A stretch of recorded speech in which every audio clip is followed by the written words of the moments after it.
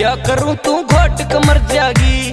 मैं भांग घोट के पिया करूं तू घोट के मर जागी। काची भांग बरगा गोरा रूप का सुता लेरी से, भोला तने एक सांस में पी जा, या है इच्छा मेरी से।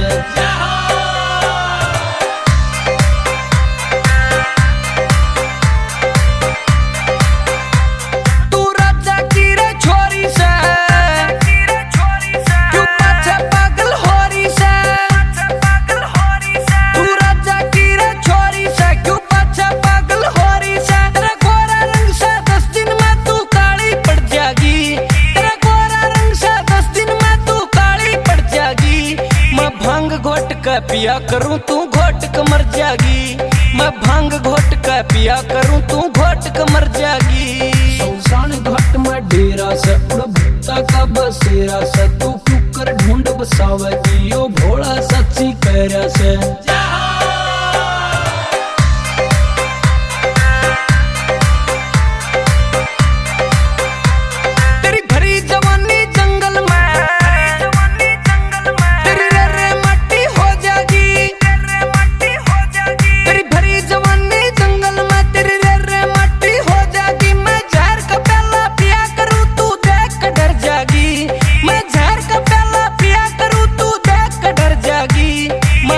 घोट का पिया करूं तू घोट के मर जागी।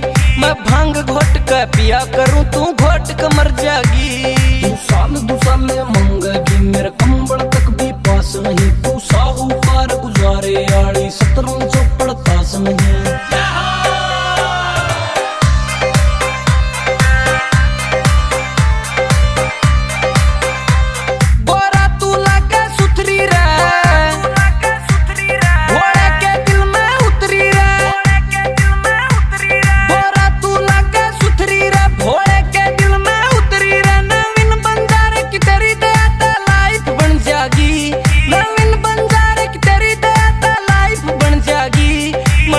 घोट का पिया करूं तू घोट के मर जागी।